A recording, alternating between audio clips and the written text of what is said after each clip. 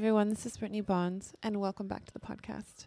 So this podcast is dedicated to one of you lovely listeners who reached out to me and had a question, and I'll share the question now. You asked me, this person was in a monogamous relationship with her boyfriend, and her boyfriend went away for work and ended up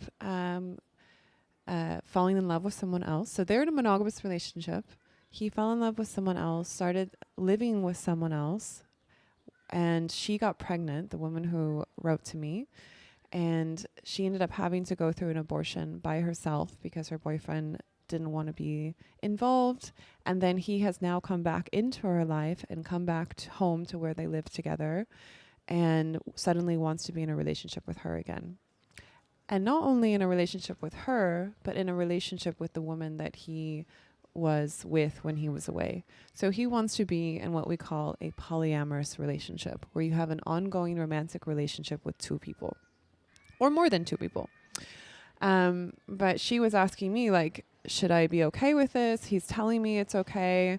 And like, I don't feel safe in this dynamic. But is this what love is? Should I just go along with this? Am I overreacting?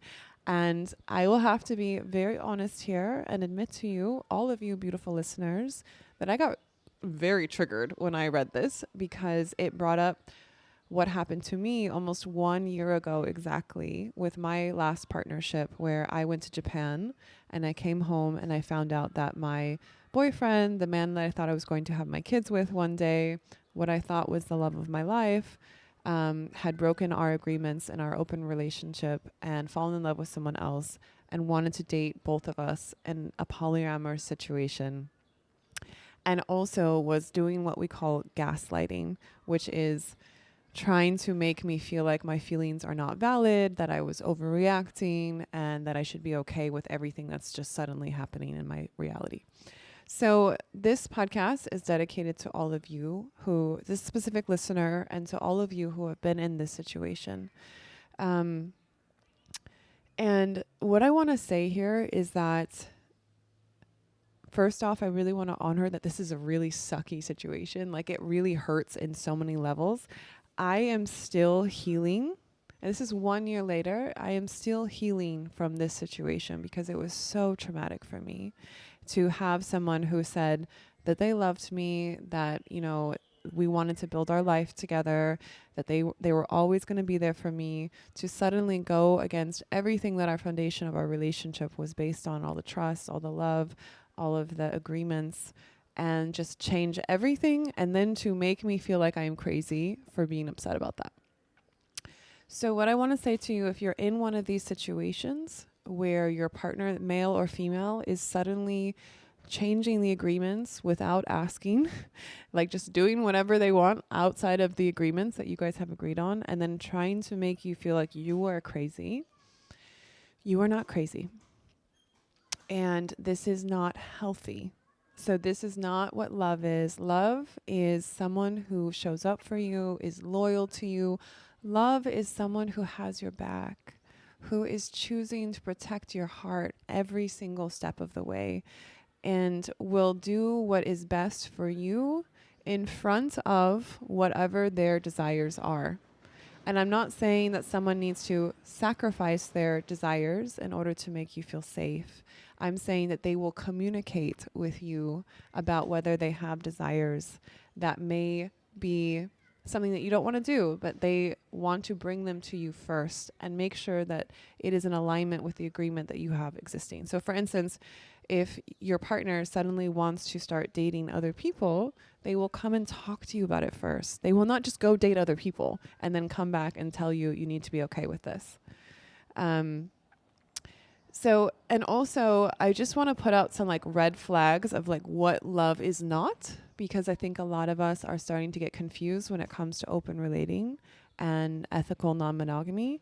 The ethical part of the non-monogamy phrase is that everything is above board and everything is safe and everything is energetically clean. So what love is not is someone who makes you question your own version of reality. So if someone comes in, like if your partner comes to you and is suddenly trying to make you feel like you are crazy for being upset that they cheated on you, or that they betrayed you, or they abandoned you in some way, or abandoned the relationship, or the agreements that they broke the agreements that you guys had made together. If they are making you feel that suddenly that is not the reality that you had agreed on, or that it's not that big of a deal that they broke these agreements, that is not love. That is everything that is not love. And you deserve better than that. Also, if they make you feel like you are being too sensitive, so if they break agreements, if they hurt you in ways that they know consciously they're going to hurt you, it's one thing if you do something and you make a mistake and you come back and you say, oh my gosh, I'm so sorry. It's another thing if your partner goes out and does things that are very obviously out of alignment with your agreements that you guys had made together, and then comes back and tries to make you feel like you are just overreacting. That is not love. I don't know what that is, but that is not love. And also, it's not love if your partner makes you feel that if you had been more of something, more feminine, more masculine, more forgiving, more something, then they wouldn't have done this. That they were doing this because you were not meeting their needs in some way. And so then they therefore had the right, I'm putting this in quotation marks if you're not watching visually, had the right to go out and break the agreements that you guys had made together. That is not love. Love is, I will honor the agreements. And if I do not want to honor the agreements, I will come out of respect and out of love to you, and I will come talk to you about it and say, hey, I have this desire that I would like to fulfill. Can we change our agreement? Can we amend our agreement? If our agreement cannot be mended, then we need to separate and not be in a relationship, because this desire that I have is so strong that I need to go out there and I need to explore it. Exploring your desires is totally fine as long as you are communicating them and you are allowing whoever you are already in an existing partnership with to understand what they are, so that they can decide whether they want to be in that relationship with you or not.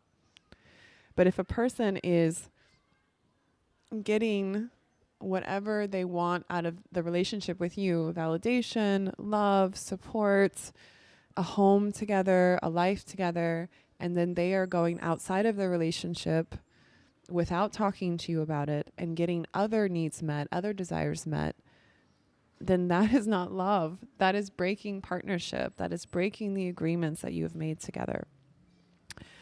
So I also feel that this is happening a lot with so this happens to men as well. Like, women also break agreements. I myself in the past have broken agreements when I was in my early 20s, and I didn't really understand how to speak up for my needs. I didn't understand how to be in a healthy relationship because I had been in such a strict monogamous relationship that all I wanted to do was be free. And so a lot of relationships I had after that, I was just desperately trying to make sure I was free, and I didn't have the communication tools on how to speak up. And so I'm just saying that, like, I've been there too. I understand what it's like to go through it. But once you wake up to the reality and you become conscious of the fact that you're hurting someone else, it is therefore your opportunity to make amends and to become a better person and to choose not to be like that anymore. And also, I really do believe, though, that this is something that is kind of this collective awakening that's happening within the feminine. Like, this is happening to a lot of women. They reach out to me that suddenly their boyfriend is, or their partner, their husband is not just wanting to be with other people, has decided on their own accord that they're going to go be with someone else without talking to them about it, and then suddenly is trying to make them okay with it. And if this is happening to you, then this is also an opportunity for you to wake up and ask yourself. So, like, really wake up and ask yourself if you will allow yourself to accept something that is not love. If you will allow yourself to be treated below the standard of what you deserve to be treated.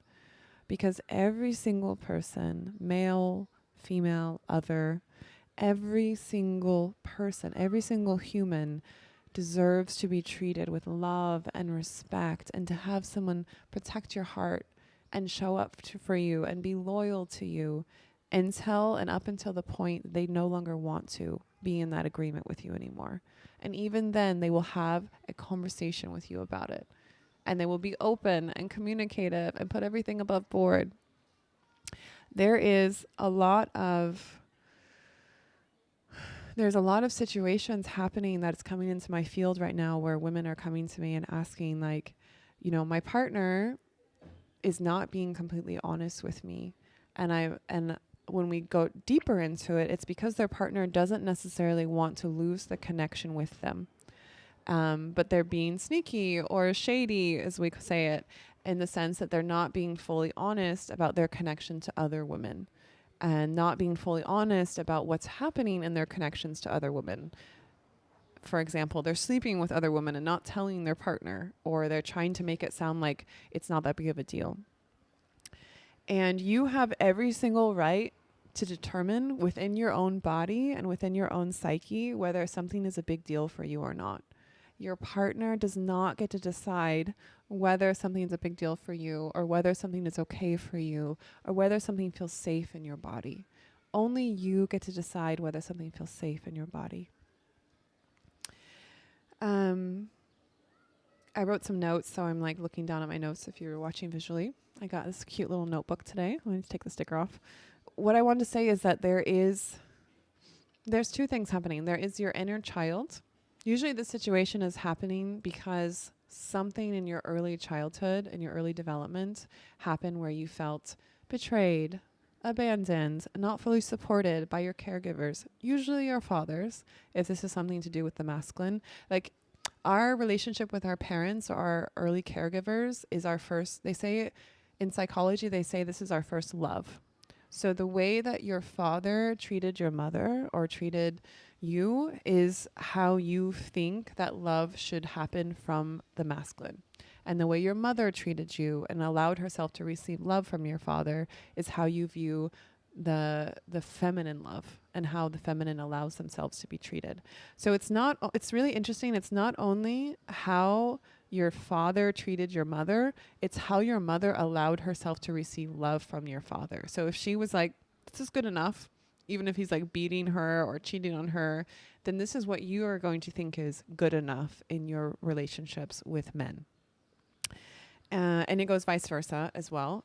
And so there's this inner child in all of us who has these wounds from early childhood that really needs to be healed. And until you do therapy, you do inner work in whatever way that means for you. It could be psychedelics, it could be a therapist, it could be coaching. Until you really hold space for this inner child and allow these needs and these fears and these desires to be witnessed and to be honored, you are going to be playing these dynamics out and attracting in people into your romantic life that are going to play these dynamics out because they want to be healed. So it's not necessarily even a negative thing. I think sometimes on social media I see like women like kind of shaming themselves for like attracting in like toxic men into their life. And I'm like, yeah, but that's an opportunity to be healed. Everything is an opportunity for us to launch off into the highest, most powerful versions of ourselves. Everything is an opportunity for us to wake up more about who we are as our authentic selves and who we want to be in this life. If we look at it consciously and really allow ourselves to process it in our body.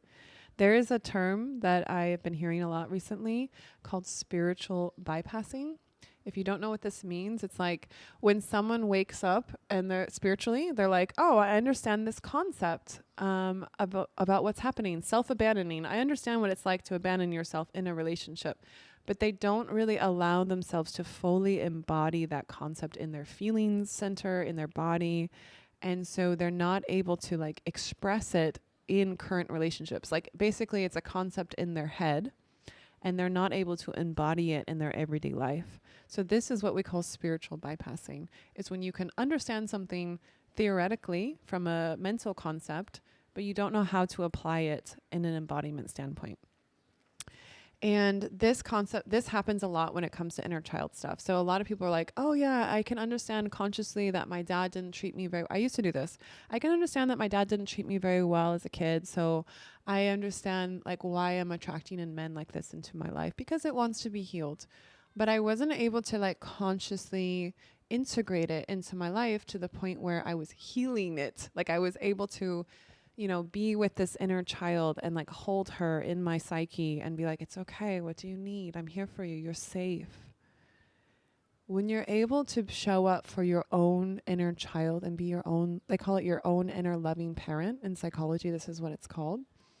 You no longer need to attract in external people into this dynamic, because otherwise what's happening is I personally was attracting in men who reminded me of my dad in certain ways because I wanted it to feel energetically how it felt growing up. And then I was hoping to have what's called a corrective experience, which means I attract in someone who kind of reminds me of my dad, but it's not as bad.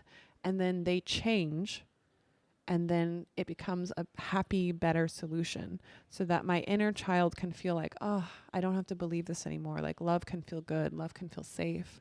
People who love you do not betray you. People who love you do not hurt you. But what I needed to do was I needed to be that inner loving parent for myself. And unfortunately, I didn't catch this. Wasn't able to embody this until recently within the last year when I've been single. This is the longest I have been single since I have been 18. This is the longest. Brittnee Bond has been single since she was 18 years old, since I was dating, since I was in relationships. Because I wasn't allowed to date when I was a teenager because I grew up in a religious community. So super interesting. And it's been really beautiful. I've been really able to be with my inner child and be my inner loving parents to that inner child and really ask her, like, what does she need? And what I realized was that there was a lot of times in my past relationships, specifically the last one I was in, where I was allowing myself to be silenced. I was going along with things that were not feeling good in my body, that didn't feel safe for me.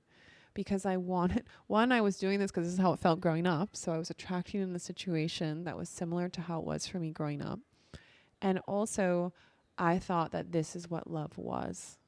And I thought that this is like what you have to do, especially as a woman, because this is what I saw my mother do, was literally just swallow it and keep going. And I no longer believe this, and I no longer embody this feeling. And so I'm able to talk about it with you today from that perspective of someone who has been there, and also is here to tell you, you don't have to live like this anymore. If you don't want to believe that anymore, you don't have to believe it. I also want to say here that I believe that there is a collective feminine wound of being gaslit and discarded. So like there is this wound that we have as the feminine in our psyches of men just telling us what they want us to believe, even if it's not in accordance with our own version of reality, and for us to just go along with it, like literally fall asleep energetically and mentally. And also, if we don't do that, then they discard us, as in they break up with us and they go find a new woman that they can do this with, where they can just tell her their version of reality and she will believe him, even if he's cheated on people before, even if he's treated women badly before. She just believes his version of reality, and so everything's okay because he would never do that to her. And then he repeats the pattern and he does it to her again and again until the sisterhood starts waking up, until we start teaching each other, hey, we deserve to be treated better than this, and also we deserve to protect each other.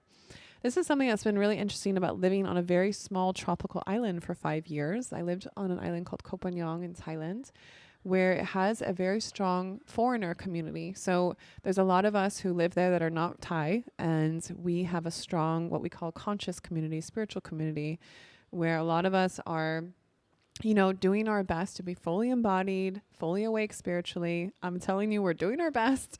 A lot of it is an ongoing process. But within this community, there's a very strong sisterhood. So there's a lot of women who are friends. We've been friends for many years. We know each other and who we're dating, and we really show up for each other, and we have each other's backs in the sense that, like, for instance, if I'm dating someone and I know that this person dated someone else that I know, I go check in with her and I ask her, is there anything I need to know? Or is there anything that like happened before that I should be aware of?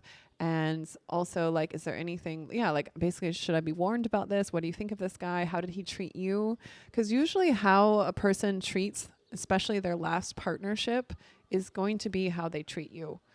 It might take longer for those specific things to show up, but they will be there. It's called shadow sides. And of course, all of us are able to grow. This is what's so beautiful. There's versions of myself like 10 years ago that I am so embarrassed about. Like, oh my gosh, that's how I showed up in relationships. Like, that's how I treated someone. And a lot of it was because I wasn't conscious of it. I wasn't aware. I wasn't literally fully awake to the fact that my behavior would hurt someone in this way. But once I became aware of it, I was able to shift. So I also want to say that it's really important to hold space for the fact that someone can grow. But when we're talking about this collective feminine wounds, there is this energy that a lot of women have been programmed that their sense of worth comes from being picked, like literally chosen by a man.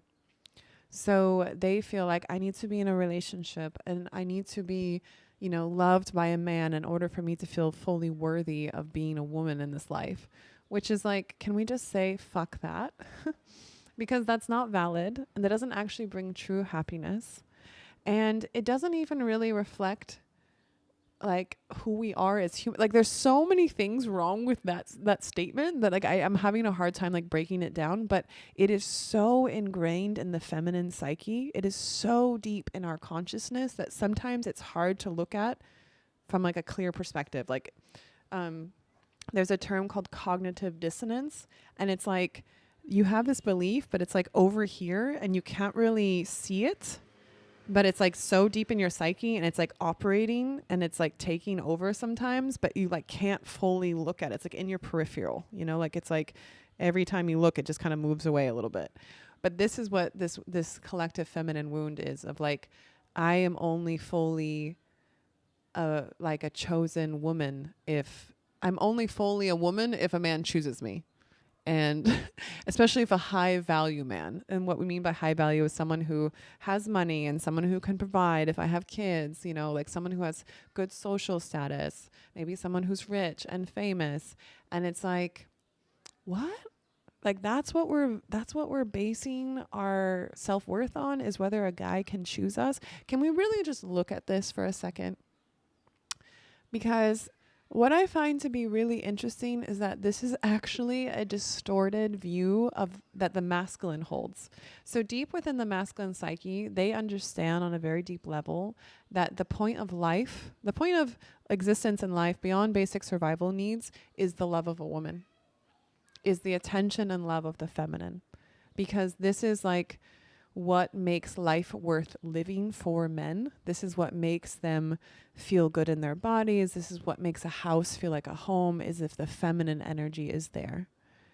And so it's so interesting that it has been so distorted in our reality that when you start waking up to this, like when I walk outside and I like literally just walk around in the world, I fully embody the belief system that I know to be true, is that as a woman, like I am the prize. Like I am what every man desires. Not like me, not like I'm not trying to say like me individually is what every man desires. I'm saying me as the feminine, like my feminine energy, my smile, the way I carry myself, my soft voice, my kindness, my nourishment.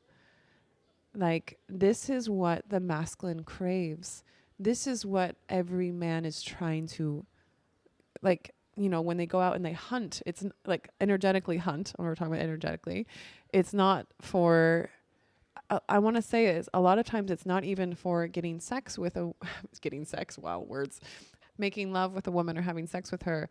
It's when you are making love with her, he feels this nourishment, this feminine energy. He's filling up his tank of feminine energy when he's making love with a woman. And when he's in her energy field, not just making love, but making love with someone is like the highest point of sharing your energy with someone. So when we look at this collective wound of the feminine, of being chosen, and we're able to just really look at that, excuse me, when we're able to just really look at that and be like, fuck that, that is actually flipped on its head backwards. And I, as the feminine, am the catch. I am the prize. Then you start looking at men very differently. Because now in my reality, like I very much embody this, and I have so many men. I'm just stretching my legs. Like, wow, I went to the gym yesterday. I'm super sore. I have so many men wanting to be in my field, and I'm talking. Words. I am talking about men who actually honor my heart, men who care about protecting me and providing for me in different ways. Like, these are men that make me feel safe and value me in their life and realize and honor that it is a privilege for me to be in their reality and for me to share my feminine energy with them. So I'm sharing this with you because every single woman deserves to feel that way. Every single woman deserves to feel like the men who are in your life are like, wow, it is a fucking privilege to be in your energy field and to receive your beautiful feminine energy and to be able to show up for you and provide for you. This can be friends, this can be your brother, this can be your dad, this can be your partner, but I'm just talking about like this energy field that you are carrying into the world. And it has nothing to do with it. I'm saying it's not all inclusive to a romantic partnership. This is just you being fully embodied in your feminine energy. And when you have this as a foundation of like, I know my worth, I know my value, I am surrounding myself with men in a non-romantic way who honor and see my value and uphold it, then the person who actually is going to be worthy of you and meeting your standards in a romantic sense will come into your life because you're going to be vibrating on that frequency. You're literally energetically sending out a signal to the universe. This is what I deserve. I deserve nothing less than this. I will not allow myself to receive or entertain anything less than this. And then the universe will be like, okay, she has up-leveled her game. Like, let's throw her some men who are like actually honoring her. Let's put more, beautiful men into her field. See what happens. Does she receive them? Does she not? Let's see. And what happens is like the degree of beautiful men in your life gets upgraded. I am a testament to this, that in the last year I have really, really, really paid attention to who is in my field energetically. Men, like friends and also lovers and also potential partners. I am just here for it. I'm here for the exploration, and I'm also here to upholding my standards of what I deserve and what I will allow myself to receive. And I'm saying this to you because I really want you to embody this as well, because you deserve to be treated like the fucking queen that you are. You're a queen. And you deserve to be honored like the queen that you are. And the only person that is blocking that is you allowing someone into your field that doesn't deserve to be in your energy field. So you are the only one who is allowing this to happen. It's very easy to blame men. It's very easy to blame men. But what I'll tell you is that there are such amazing men out there. And they want to be in your life and they want to show up for you. But a lot of us have these toxic, like addictive patterns almost to men that are not showing up for us, men that are avoidant emotionally, men that cannot hold space for us energetically. But it's because we are reminded of people in our early childhood that were doing this to us. And that's okay. Again, when you're consciously aware of all of this, you start understanding that it's okay. It's all part of the healing process. Let me look at my notes. And something else that I find really interesting is that when you yourself start up-leveling your standards of what you deserve and like really holding to those in your life, you become an example not just for yourself, but for every single woman around you. And this can be where they might not even tell you. They just might be like, wow, well, Brittnee, she's not allowing herself to receive any less than this, then why would I? And that's why I'm telling you all this, because I want you to use this as a benchmark of being like, no, this is what I deserve. I'm going to go out and get that. And by going out and get that, I mean, like, I am going to open myself to the universe to receive this and allow it to come into my life. And when you do that, you are healing this not just for yourself, but for every woman who has ever been told that her feelings are too much. If you've ever been told your feelings are too much, then you deserve better. If you're in a relationship right now where someone's telling you your feelings are too much and they're scared of your feelings and that they can't hold space for your feelings, you should probably leave that relationship.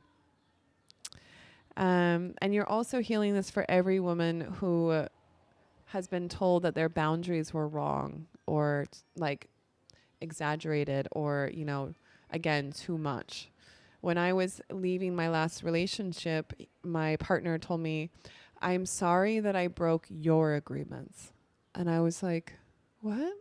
We sat down and we talked about this and we agreed this together. It wasn't my agreement. It was our agreement. But that to me showed me the emotional maturity that he had in order to uphold the agreements that we had made. And when you do this, you're also healing. When you uphold your standards of what you will allow into your life, you are also healing this for every woman who has ever been told that her intuition was wrong. If you've ever been in a situation where your partner or someone that you thought loved you told you your intuition is wrong, you need to leave that situation. That is not a safe situation for you energetically. You deserve to be in relationships where you feel safe and where your intuition is further developed. It's like a safe space for you to expand your intuition and to really follow what feels good in your body. Because for women, our bodies are portals. We literally create life through our bodies. And so when we are more in tune with our bodies, we're more in tune with our connection to spirit, and we're more in tune with our soul, and we're more in tune with everything that is magic here in this life. And if someone is trying to shut down your intuition in order for you to stay in an unhealthy dynamic with them, please leave. Please talk to your sisters. The more that us women talk to each other, there's also something that happens here in these kind of situations that are unhealthy or toxic, low-key abusive, I will say, emotionally abusive, is that they will try and, one, make you feel like you're crazy, and two, discourage you from talking to people outside of the relationship about your relationship. If your partner is feeling unsafe with you talking to your friends or the people that you trust and that you need to hold space for you, then that is a huge red flag, because relationships are not meant to happen in silos. We are meant to be held by our community while we're in relationships, especially if you're in a situation where you feel unsafe and you need a second opinion. You need someone outside of the dynamic to be like, is this okay? Like, this just happened. My boyfriend just cheated on me and told me it's okay, and I should just be okay with him having a polyamorous relationship with someone else. And like, he just abandoned me when I was about to have our baby and I had to get an abortion. And sometimes as a woman, we feel embarrassed to talk about this because we know deep down that we're being mistreated. We know that we are allowing ourselves to be mistreated. We always have the power here. That is the thing that I want to shift. If you're going to shift anything in your psyche in this podcast, it's that you as the feminine are actually the one in the place of power. Your feminine energy, your essence, your beauty, the way you move through the world, the way you adorn yourself and the way you dress, the way you dance, the way you speak, this is your power. And if someone is sucking on that power and they are really enjoying this feminine energy of you, but they are not honoring you and they are betraying you and your trust, they do not deserve to be in your life. And if you are worried about that and you're confused about that, of whether they deserve to be in your life, I highly recommend reaching out to someone that you trust, whether it's a friend, a therapist, a coach, your parents, someone who has earned the right to hear your story, that you trust and feel safe with, because it's so important as women to be in community with other sisters. It's so important to have our stories be honored and witnessed. That's part of us being women. Part of us being, like, a huge, major part of us being a woman in this life is to be with our sisters and to have our stories be honored and witnessed. Like, if I didn't have my sisters in my life, like, oh my gosh, I don't know if life would be worth living. Like, it's so much fun to have my sisters around me. Like, yesterday I had a phone call with my best friend, Rosanna, and I was telling her this this story of something that happened in my life, major, this week, that I probably will share on a podcast next week, but I'm still digesting it in my psyche. And she was the first person that I wanted to tell this story to, because I jokingly call her like my wife. Like, we are not romantic with each other. We are not attracted to each other sexually, like just energetically and emotionally. We have been loving each other so hardcore through so many countries for the past 10 years. And we joke that we're going to be in rocking chairs when we're old, like talking about stories and laughing about these crazy times that we had when we were young. And I'm here for all of it. Like, to me, this is like such the beauty of sisterhood, that no matter what happens, it doesn't matter who we're dating, who we're breaking up with, whatever the heck is happening in our romantic relationships, my women have my back and I have their back. I'm here for all of it. And you deserve this as well. So if you don't have that sisterhood, I really recommend an honor for you to, I recommend and encourage you to build that sisterhood for yourself. So to finish this, I really want to speak to this woman who reached out and to tell you that you deserve better than this, and that us as a collective of sisters, we have your back. And that you deserve to be in a relationship where if you get pregnant, your boyfriend, your partner, your husband is there for you. Like, through whether you have the baby or through whether you have an abortion, that they have your back and they're energetically supporting you and in the process with you. Not going off and living with another woman and then coming back and telling you that they want to be in a polyamorous relationship after you just went through the abortion by yourself. Like, please leave this relationship. You deserve better. Sometimes we need someone external to tell us this. I've had many times in my life where I had a wake-up call from someone on the external who was like, what the fuck are you doing, Brittnee? Like, get out of that relationship now, please. For your own sanity, get out of there. And I was like, what? Really? I deserve better than this? And they're like, yes. What are you talking about? So, like, if you're ever in a situation where you feel confused about your worth, about feeling safe, about like feeling like your reality is being questioned, please reach out to someone you care about and you trust and get a second opinion. Please leave situations that are not serving you anymore, because you are the prize. You are the queen, and you are the only one who gets to decide who is in your energy field.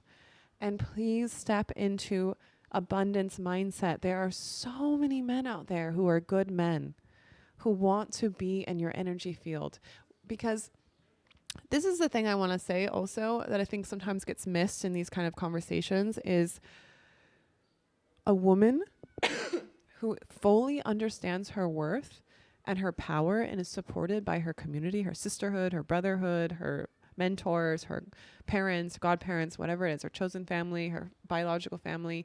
When a woman is fully supported by her community and fully understands her worth, she is vibrating. She is fully in her feminine energy. She is allowing the universe, God, source, to have her back and show up for her in her life. She is operating from a place of core feminine energy. And when a woman is operating from a place and she wants to be in a heterosexual dynamic, and she's operating from a place of core feminine energy, she will attract in a man who, from a polarity standpoint, from an energetic balance standpoint, matches that. He will be in his core masculine energy and will show up for her and protect her and provide for her and want to keep holding the safe bubble of reality around her so that she can continue to be in her core feminine energy. Because when she does, she's able to appreciate him and share this beautiful energy with him.